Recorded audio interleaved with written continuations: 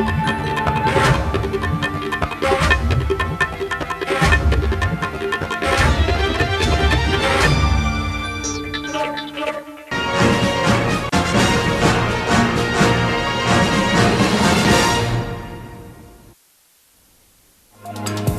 बड़ी खबर के साथ मैं हूं Deepak Kumar. CNT SPT act में संशोधन से जुड़े विधेयक को राज्यपाल की ओर से लौटाए जाने के बाद सरकार उसमें बदलाव कर विधानसभा में पेश करना चाहती है। इसलिए सभी आदिवासी नेताओं के साथ टीएसी की बैठक हुई। जब सरकार ने इस एक्ट में संशोधन किया था तब मुख्य विपक्षी दल झारखंड मुक्ति मोर्चा, कांग्रेस, झारखंड विकास मोर्चा के अलावा सरकार की सही पार्टी आजसू ने भी संशोधन के प्रस्तावों का विरोध किया था। सरकार चाहती है कि उसके संशोधनों को जनजातीय सलाहकार समिति की भी सहमति मिल जाए ताकि उस पर आदिवासी विरोधी होने का ठप्पा न लगे। फिलहाल सरकार इस मसले पर बैकफुट पर है। यही वजह है कि सरकार इस विषय को लेकर अब फूंक फूंक कर कदम रख रही है। बड़ी खबर में इसी पर बात करेंगे।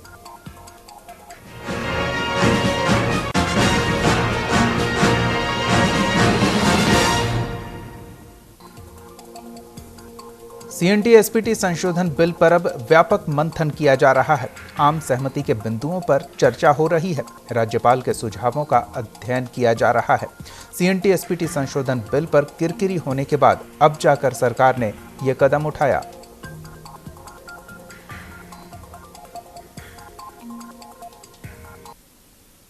सीएनटी एसपीटी एक्ट में संशोधन के मुद्दे पर टीएसी यानी ट्राइबल एडवाइजरी काउंसिल की बैठक में एक बड़ा फैसला लिया गया। फैसले के तहत सीएनटी एक्ट की धारा 21 और एसपीटी एक्ट की धारा 13 में किसी प्रकार का संशोधन नहीं होगा। टीएसी की अगली बैठक अब 3 अगस्त को होगी। बैठक के बाद सीएम रघुवर दास ने दलील दी कि राजनीतिक दलों और सामाजिक संगठनों के राज्यपाल को दिए गए ज्ञापन और इसके बाद राज्यपाल की ओर से सरकार को दिए गए सुझावों का अध्ययन किया गया है। इसी को जानकारी दी कि राज्य सरकार जो सीएनटी एक्ट और एसपीटी एक्ट में 2113 का जो संशोधन था वो निरस्त करने को सरकार तैयार है और 3 अगस्त को अगली बैठक टीएसी की होगी, जहां ये प्रस्ताव टीएसी के संदर्भ में रखेंगे और टीएसी के पास होने के बाद फिर हम इसे विधानसभा में पेश करेंगे। इस दौरान सीएम ने विपक्षी दलों पर निशाना भी साधा और राज्य हित के मुद्दों पर सभी की सहमति चाहने की बात की। सीएनटी एक्ट और एसपीटी एक्ट जो 2113 का धारा में कुछ हमारे विरोधी मित्रों ने और कुछ विकास विरोधी शक्तियां ने लोगों ने भ्रम की स्थिति पैदा कर दी। सीएनटी एसपीटी के मुद्दे पर टीएसी की अहम बैठक में विपक्षी दलों में जेएमएम के सदस्य शामिल नहीं हुए। वहीं बैठक में पहुंचे कांग्रेस के प्रदेश अध्यक्ष सुखदेव भगत ने सरकार पर हड़बड़ी में फैसला लिए जाने का आरोप लगाया है कि जिस प्रकार भ्रम की स्थिति है, सरकार को पूर्णतः ये बिल जो है उसे ड्रॉप कर देना चाहिए, अभी वापस ले लेना चाहिए। वापस लेने के बाद फिर मैं समझता हूँ नए सिरे से बहुत सारी चीज़ें हैं, मैंने कहा जिनका मैंने जिक्र किया उनसे बातें करनी चाहिए, उसके बाद कोई आगे की कार्रवाई करनी चाहिए। लेकिन कांग्रेस पार्टी का मानना है पूर्णतः ये सरकार संशोधन बिल वापस ले है। ये पूरी 3.25 करोड़ जनता, झारखंडी लोग जितने मूलवासी आदिवासी हैं, उनकी जन आकांक्षा थी और जो जन विद्रोह जो आपको दिखा इस संशोधन के खिलाफ में, विरोध में, ऐतिहासिक था। ये राजनीतिक लड़ाई नहीं थी, ये सामाजिक लड़ाई हो चुकी थी। आज यहाँ का कोई भी आदिवासी मूलवासी इस संशोधन के खिलाफ था और सभी लोग सड़कों पर उतरे। तो इस जो सुनाई दी आहट उनको मुख्यमंत्री महोदय को, तो वापस तो लौटना ही था इनको। ये अब अपने आप को मुझे लगता है थोड़ा खीज में भी है, अपमानित महसूस कर रहे हैं। उसके लिए डाइवर्ट करने के लिए सीएनटी में कौन उल्लंघन किया, कौन किया। बिल वापस होने पर सरकार की साख पर आंच न आए, इसके लिए सभी सहयोगी और विपक्षी दलों के साथ साथ सामाजिक बुद्धिजीवियों से राय शुमारी की जा रही है। अगर यही कवायद पहले की जाती तो सरकार की इतनी किरकिरी नहीं होती। अब देखना है कि सीएनटी एसपीटी मसले पर बैकफुट पर जाने के बाद सरकार कैसे अपनी साख बचाती है। रांची से सूरज कुमार की रिपोर्ट, न्यूज़ इंडिया।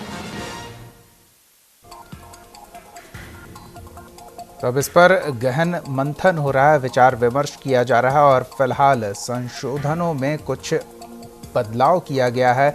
जो संशोधन पहले प्रस्तावित थे उनमें थोड़ी कटौती की गई है। जिस तरह से विपक्ष और विभिन्न सामाजिक संगठनों को विरोध का मुद्दा मिल गया था। हमारे संवाददाता हमारे साथ फोन लाइन पे जुड़े हुए हैं। सुजीत, जिस तरह से टीएसी की, माफ़ कीजिएगा, सूरज हमारे साथ जुड़े हुए हैं। सूरज, जिस तरह से टीएसी की बैठक के बाद कुछ महत्वपूर्ण बिंदु सामने आ रहे हैं, क्या कुछ माना जाए और क्या बदलाव की अब संभावना दिख रही है? देखिए दीपक, इसमें पूरी तरह से बदलाव की संभावना यहाँ पे दिख रही है। आपने देखा कि जो लगातार बीजेपी ऑफिस में 2 दिनों तक लगातार बैठक चली और आज टीएससी की महत्वपूर्ण बैठक बुलाई गई। मुख्यमंत्री खुद इसकी अध्यक्षता कर रहे थे और इस बैठक में सीएनटी एक्ट की धारा 21 और एसपीटी एक्ट की धारा 13 में किसी प्रकार का संशोधन नहीं होगा। यानी जो बाकी बचे धारा उस पे 3 अगस्त को फिर टीएससी की बैठक बुलाई गई है और उस टीएससी की बैठक में निर्णय लिया जाएगा। उस टीएससी की बैठक में फैसला लिया जाएगा, फिर सारे मामले को विधानसभा लाया जाएगा। तो जाहिर तौर पर यह बैठक आखिर काफी महत्वपूर्ण बैठक मानी गई थी और कहीं ना कहीं जो मुद्दों को लेकर लगातार विपक्ष यहाँ पर सरकार पर निशाना साध रही थी, सड़क को लेकर सदन तक आंदोलन कर रही थी और आज कहीं ना कहीं उनका आंदोलन रंग लाया। दीपक जी, सूरज, विपक्ष का आंदोलन तो रंग लाया। जिस वक्त राज्यपाल महोदया ने इस संशोधन प्रस्ताव को वापस लौटाया उसी वक्त से विपक्ष जश्न के मोड में चला गया था, लेकिन अब टीएसी के जरिए इस पर आम सहमति बनाने की कोशिश हो रही है। लेकिन क्यों नहीं विपक्ष के सभी सदस्य इस बैठक में हिस्सा ले रहे हैं? क्या वो नहीं चाहते कि इस मुद्दे पर कुछ सकारात्मक पहल हो? सुखदेव भगत के अलावा विपक्ष से और कोई संभवतः अंतिम सूचना मिलने तक नजर नहीं आया इस बैठक में। बिल्कुल दीपक, देखिए यहाँ पे विपक्ष के जो नेता थे, विपक्ष की तरफ से अगर बात करें तो सुखदेव भगत ही यहाँ पे बैठक में शामिल हुए। हालांकि जेएमएम से जो टीएससी के सदस्य थे चमरा लिंडा, उन्हें भी आना था, लेकिन वो इस बैठक से नदारत रहे। और इसके अलावा गीता कोड़ा की बात करें तो गीता कोड़ा भी इस बैठक से कहीं ना कहीं दूरियां बना के रखी थी। हालांकि जो भी आज की बैठक है वही जितने भी सत्ता पक्ष के जितने भी आदिवासी विधायक थे या फिर आदिवासी संगठन के कई ऐसे सदस्य बैठक में शामिल थे, सभी लोगों ने अपनी अपनी राय रखी और इस राय के बाद सरकार ने इस तरह का फैसला लिया। तकरीबन 2.5 से 3 घंटे तक दीपक ये मैराथन बैठक चली। उसके बाद सरकार ने इस तरह का फैसला लिया जहां 2 एक्ट में संशोधन नहीं होगा। दीपक जी, लेकिन जो और संशोधन थे, इन संशोधनों में से 2 को अब ड्रॉप करने की तैयारी हो रही है। हमारे साथ सुबोधकांत सहाय जी जुड़ चुके हैं, कांग्रेसी नेता, पूर्व केंद्रीय मंत्री। सुबोधकांत जी, स्वागत है आपका न्यूज इंडिया पर। जी सुबोधकांत जी, जी अब टीएसी की बैठक कर जो संशोधन था उसमें कुछ आम सहमति बनाने की कवायद हो रही है, किस तरह से देखते हैं सरकार के इस पहल को? नहीं, आपकी बात सुन रहे थे आप, एंकर जो है दीपक जी आपके, उनके बेसिकली मेरा बेसिक सवाल है कि 2-3 इशू है। टीएसी मूलतः आदिवासियों का 5th शेड्यूल में दिए गए संगठन, पावर के तहत संगठन है, नंबर 1। नंबर 2 कि टीएसी का आज तक कोई रूल रेगुलेशन नहीं बना है। नंबर 3, टीएसी का कोई चेयरमैन नहीं है जी। टीएसी का कोई चेयरमैन जब रूल रेगुलेशन होता तो होना चाहिए था। नंबर 4 कि TAC is a recommending body. TAC को अगर मुख्यमंत्री प्रेजाइड करता हो तो वो मुख्यमंत्री इम्प्लीमेंटिंग बॉडी का हेड करता है। 5वां सवाल कि अगर टीएसी इंडिपेंडेंट बॉडी के तौर पर एक्ट करती तो पिछला जो सारा रघुवर दास का एजेंडा था जी, उसको क्यों टीएसी ओके करती? ये टीएसी से ही करवा करके रघुवर दास ले गए थे, जिसको उन्होंने अमेंडमेंट किया। अमेंडमेंट टीएसी नहीं की है।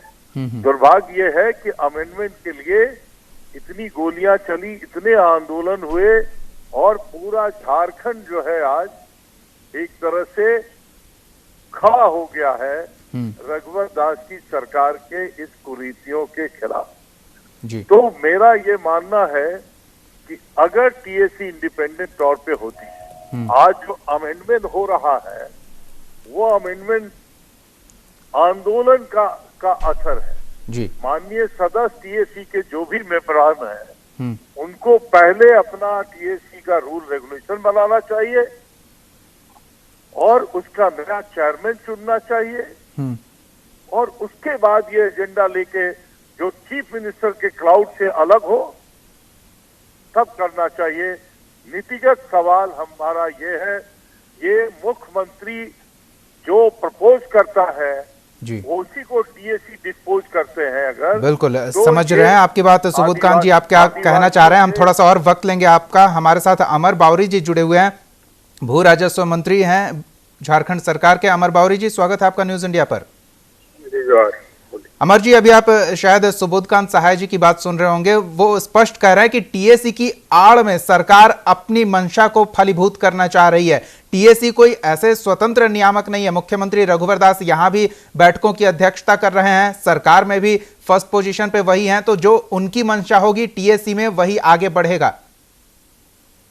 टीएसी एक संवैधानिक व्यवस्था है। टीएसी का जो फॉर्मेशन हुआ है बाय लॉ हुआ है और उसकी जो संरचना है वो ऐसी तरह बनाई गई है तो उसके टीएसी के बैठक के जो भी अध्यक्षता करेंगे वो पदेन मुख्यमंत्री ही होंगे। अब मुख्यमंत्री पदेन अध्यक्ष हैं और जो कल्याण विभाग के मंत्री है उसके उपाध्यक्ष होती है। तो ये तो पहले से चली आई परंपरा है या पहले से चला हुआ नियम है। रघुवर जी की सरकार ने तो नियम नहीं बनाया है। अब रह गई बात लोकतांत्रिक पद्धति में अपनी बातों को रखने की। कोई भी अपनी बातों को रखने के लिए स्वतंत्र है।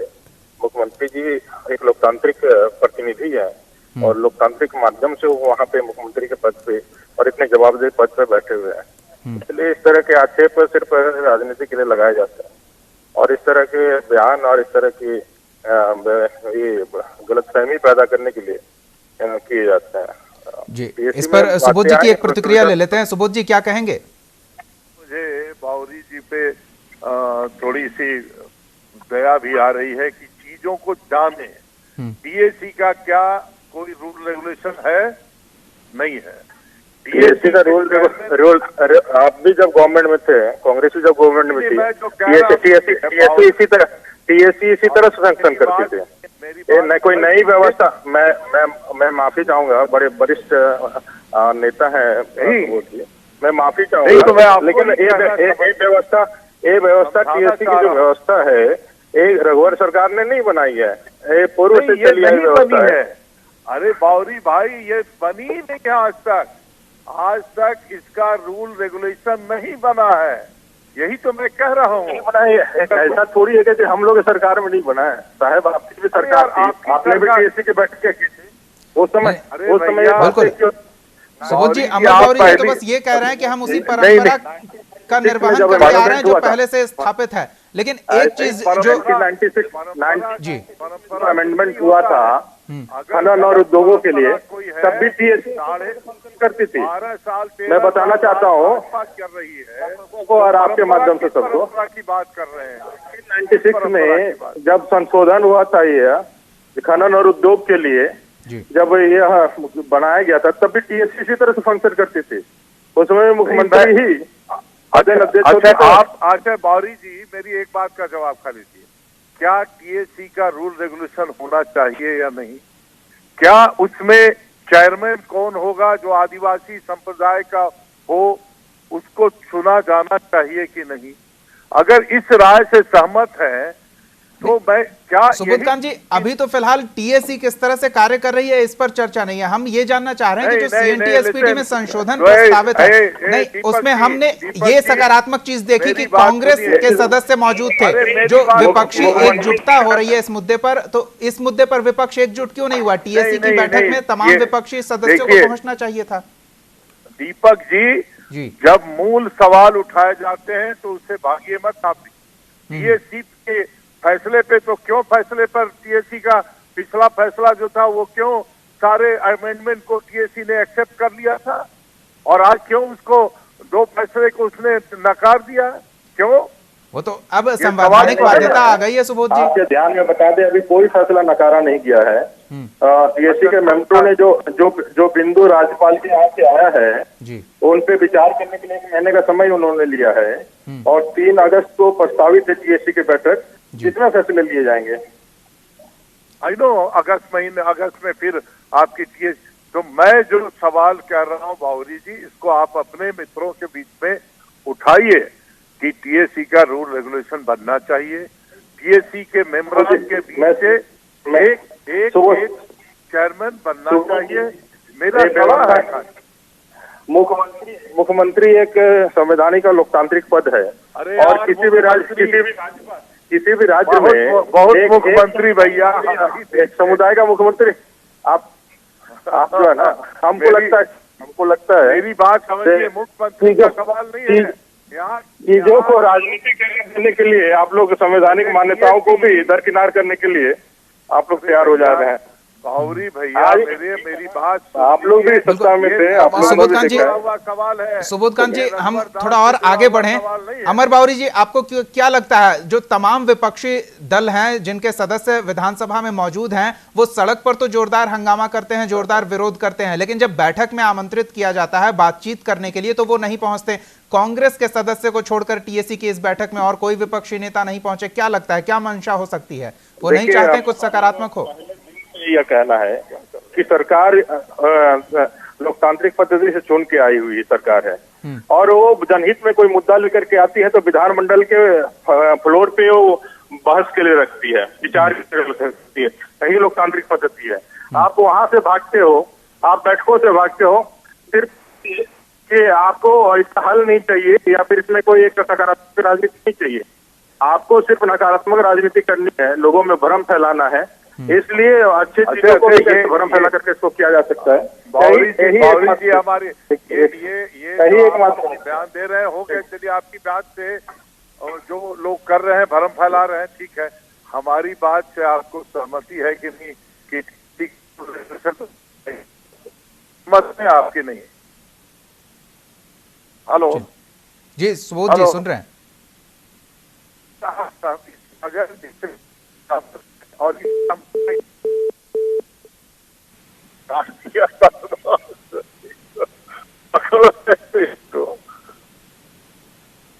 जी, तकनीकी कारणों से शायद हमारा संपर्क टूट गया। हम दोबारा जुड़ने की कोशिश करेंगे अमर बावरी जी से। अमर जी, बहरहाल, लेकिन सुबोधकांत जी,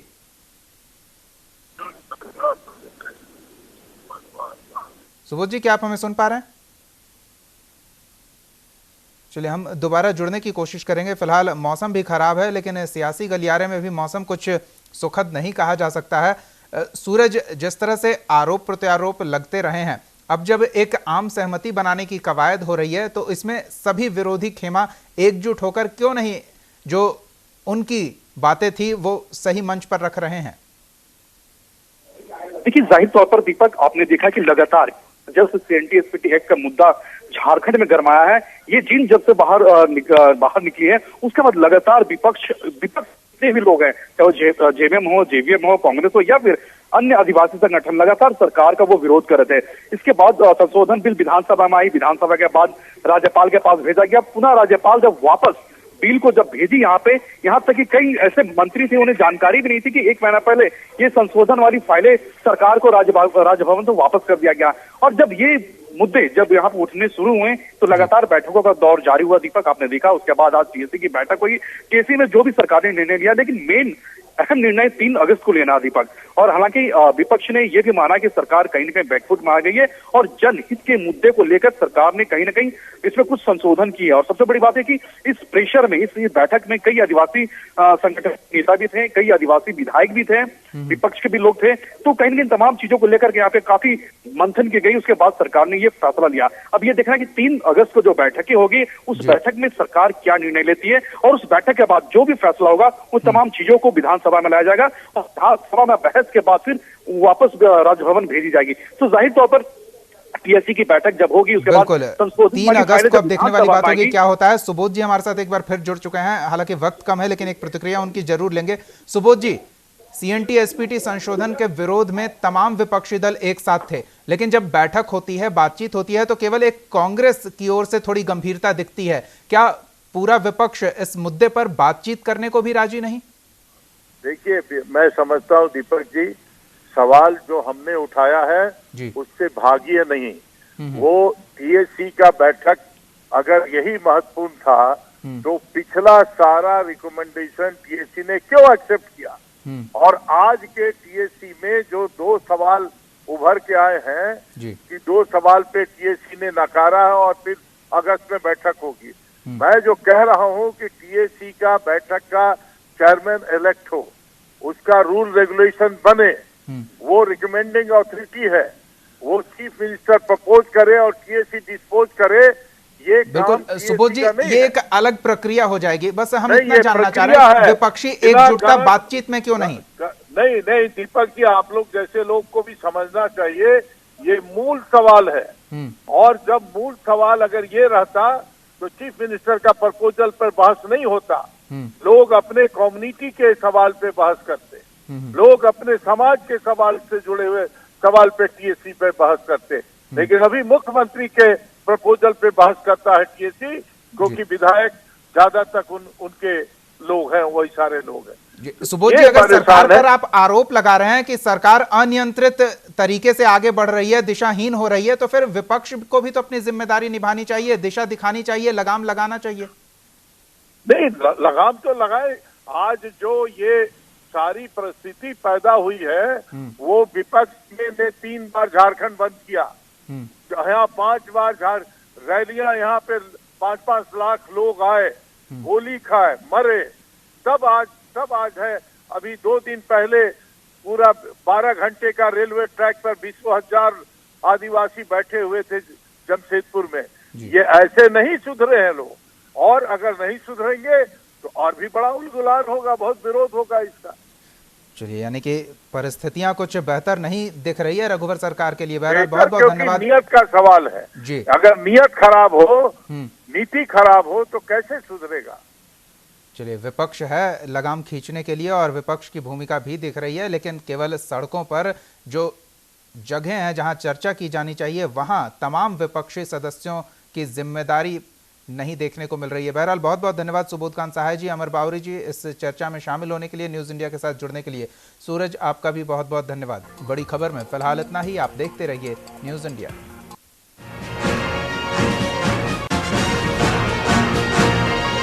आप हमारे चैनल को YouTube पर सब्सक्राइब कर सकते हैं, न्यूज़ इंडिया निम्स पर।